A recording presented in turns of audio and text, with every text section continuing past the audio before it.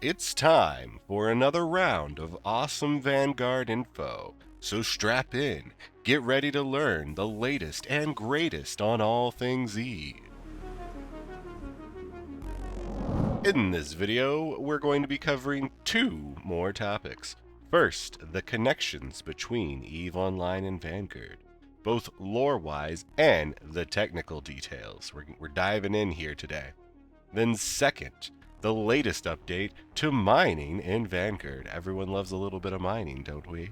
Say goodbye to the banana laser and hello to something new. Also, before we go any further, I do need to let you know that this video is in fact being sponsored by CCP themselves, but they have not told me to say or not to say anything.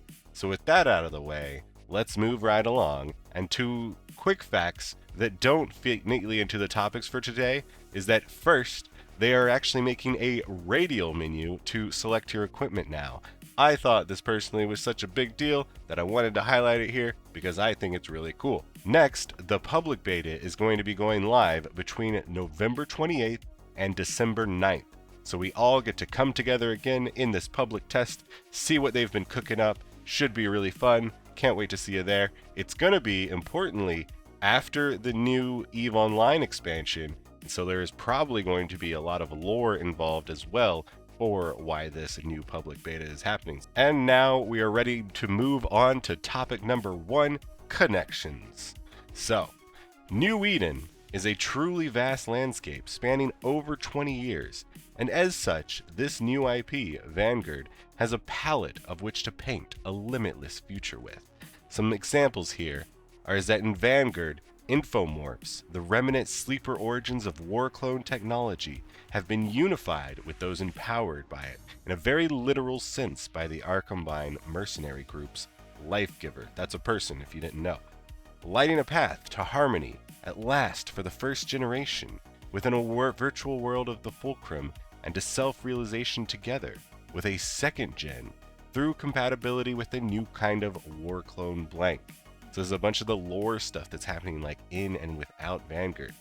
Furthermore, in Vanguard, clones, the history, technology, and biology of these ever-factuous Jove weave together with the vision and innovations of the Deathless Circle's Quartermaster.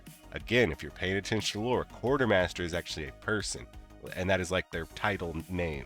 So, to form a body whose brain and implants are capable of coupling with the Fulcrum's onboard virtuality at a distance, as they were sleepers coupled physically to their crumbling enclaves. Lifegiver, another person, brings this technology and population of Dust 514. So all of these different games, all of these different legacies, people coming together. The Quartermaster innovates paths of pragmatism and progress from the core tech of Valkyrie, the game, Eve Valkyrie. And then the Deathless and the Fulcrum drag ancient Jovian lore and technology to the surface. And then you're seeing that in EVE Online. So again, Vanguard is just the next step in this whole overarching world of New Eden. And it has these multiple different IPs to pull from. Different technologies are developed. And it's kind of just all coming together in this wonderful melting pot. And Vanguard is just the latest and greatest version of that. Speaking of coupling with EVE Online, let's talk about it. Back in the day, in December, YC125, that was just last December, the first strike deployment saw that the Vanguards made their appearance on the planet of Heveris 3, launching from a forward operating base, cast into orbit, and descending upon the crashed remains of a Mordu's Legion bowhead, outfitted with an onboard clone fabrication chamber. This vessel, and others like it, were evidently designed to provide a tactical deployment of an also previously unseen mass production war clone type to the battlefields of the Angels and Garistas insurgencies. Then, a second strike, several months later, in March of YC-126, brought deeper investigations into the contents of these ships, and Mordu's new toys at the request of Lifegiver and Quartermaster. It quickly became clear that the Legion had found new uses for technology that they had acquired more than a decade prior from partnered Garistas Thucker covert research facility. So all of these things, like if you look back in the lore, even decades ago, like they are still connecting all of these things together with current events, and the lore is really good, and I suggest you kind of get involved with it if you haven't ever looked at it at all before. We then got the Solstice Deployment. So by far the largest to date, took place shortly after the Upwell Consortium's launch of their Equinox product line in June of YC-126 on a planet of Avakin 6, which had become the host of an Upwell's prototype Skyhook and a wealth of research infrastructure. Suspected by many to have burned a long-standing zero-day vulnerability in the system, Cynosural jamming network, to bring assets into the system, the Deathless's Circle provided low-atmosphere launch points from several vessels cloaked in low orbit. Vanguard at the target location, a crash site that, like the rumored insertion, is broadly considered unrepentable. Observed the Skyhook's prototype near ground launch zone in the distance. So all of these different things, there's always a reason behind like these big public tests. Something's going to happen in EVE Online around November 25th, and it's going to give us a reason for why the next public beta is happening. Now, let's get technical. EVE and Vanguard are EDAs. This is event-driven architecture, is how they are built as games.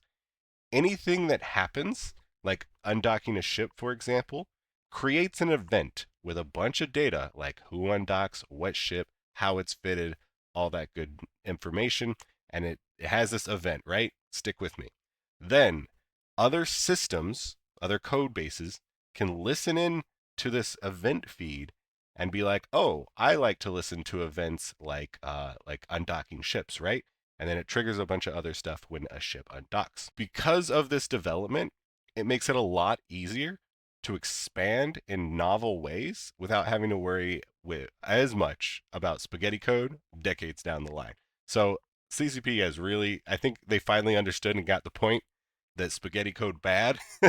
And they've been really hammering down developing their backend code base to make it so that we can expand easily, we can hook in easily, and because of this, they have started to develop this new technology. Well, develop new technology. They are using technology and obviously doing some personal development with it as well. But basically, the gist of it is that you can send an event feed from one game like Vanguard to another game like EVE Online, and then have the EVE system listen to this event feed and be like, oh, something happened in Vanguard because it's in this like event feed line. And then it can be like, oh, we can do things like update our corruption track or our insurgency values, right? So that's what we've seen previously. Now that it's kind of like a proven, tested concept, it's time to expand. So, like, also, you've probably seen this if you've been watching Twitch streams. Like, it's kind of a similar concept. You can do something in Twitch, right? And then the game is listening to the event feed of Twitch chat, and it's like it's listening in for special keywords, special events, special etc., little chunks of information, and then it can react appropriately based on those things. So kind of the same concept, except for now we're doing it between two games. And with this technology, we can probably expect to see some cool stuff like linked chats between the two games, maybe.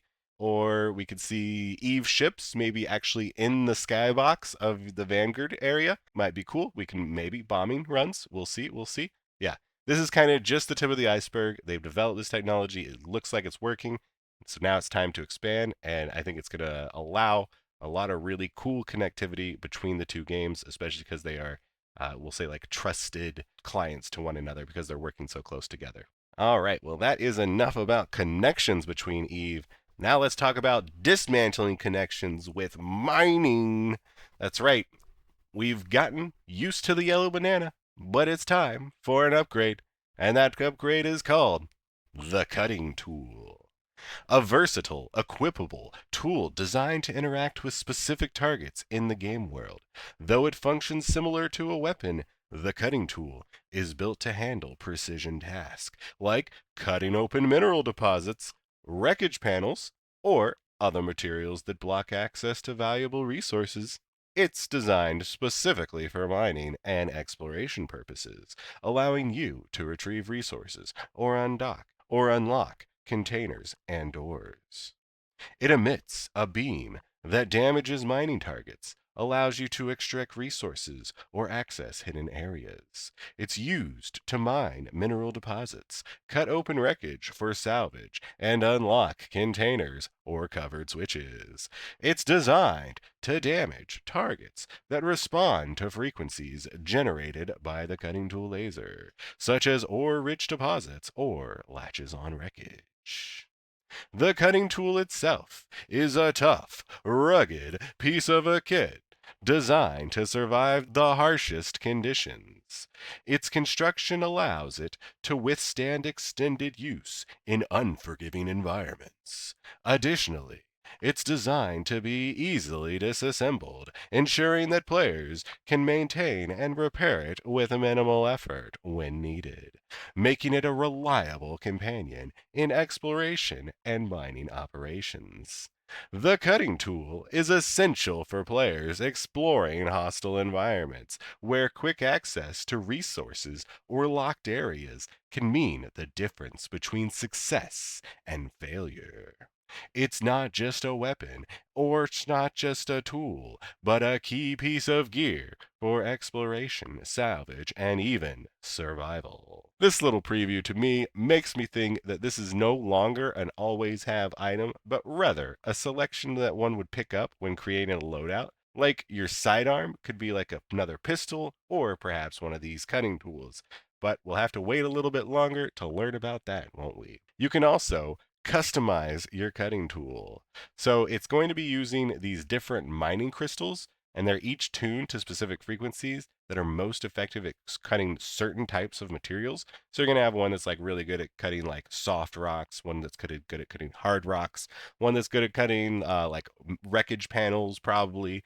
And you're going to have to kind of like experiment and learn and figure out what crystals you want to bring, what crystals you want to like manufacture, and figure out the right one for the job. These crystals can also, like if you're using the wrong one, be not effective versus the actual good effective one. There can be like different, like maybe it's like very bad or regular or like actually good. There could be tiers to that. We're going to have to figure that out. They will, however, have a limited durability, and once they're depleted, they got to be replaced. So you got to find a way to make more crystals, right? You can't repair them. Think like, I don't know, laser crystals in EVE Online? Weird. Uh, the cutting tool also it introduces a simple strategic element to mining, crafting the correct crystal to use for each material. Using the right crystal rewards the players with faster cutting, while using the wrong one will result in slower progress and may incur potential penalties. So this is kind of adding a little bit of skill, a little bit of expertise into the mining kind of mini game, we'll call it. And that's something that like CCP really does want to foster is that they don't want to give you all the information like up front, like, oh, the red crystal wants to kill the red rock. Well, hopefully it might be that simple right now. Hopefully it's not eventually. Um, but they want to allow players to kind of experiment and learn and show expertise in an area. So like if you're the mining guy, you're the mining guy for a reason because you know everything about mining. You know I need to bring like 5 red crystals and 2 blue crystals when we're going out on a rainy day. I need to also bring the yellow crystal because I gotta prime the reds with the yellows and then hit it with the blues.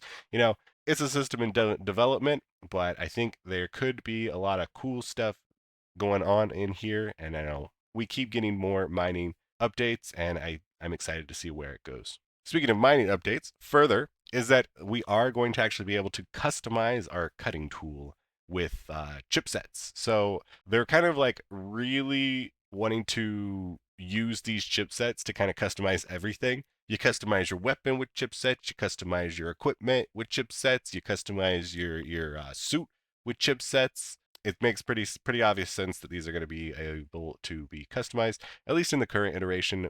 Things may change in the future. It's still an in development game, but right now, chipsets, you're going to be able to customize your cutting tool, and it'll be interesting to see what those actual customizations are. And lastly, a few questions and answers for the mining portion here is who made the cutting tool? Well, from my understanding, it is a deathless modified cutting tool from Mimitar Mining Corporation, who took their designs from the Amar. So, kind of the short answer is that it's Eve, baby! People stealing technology left and right, utilizing it for their own purposes. But kind of, it's an amalgamation of different people that got this cutting tool into its complete state. Next question is there going to be a minor clone suit, or think of it more generalized into classes of clone suits? And the answer was that suits will probably have chipset customization, so sort of you'll be able to like build a class. We don't know exactly like how specific the chipsets are going to be. You might be able to put in a clone suit chipset that gives you +5 to mining, or it might be up like +5 healing when you stand still for 10 seconds. And as you're mining, you're standing still, right? So like it might be naturally more beneficial to a miner, or it might be more explicitly towards a miner. Again, we're going to have to see what the devs come up with, and if we can get these like more class specific clone suits, who knows? We'll find out. And that's pretty much all I got for you today. Don't forget to watch this video if you haven't, our first video on this Vanguard series. And if you've already seen that, YouTube thinks you should watch this video. It's been great to be with you today, and I will see you guys on the next one. Fly interestingly, and until next time, ta-ta.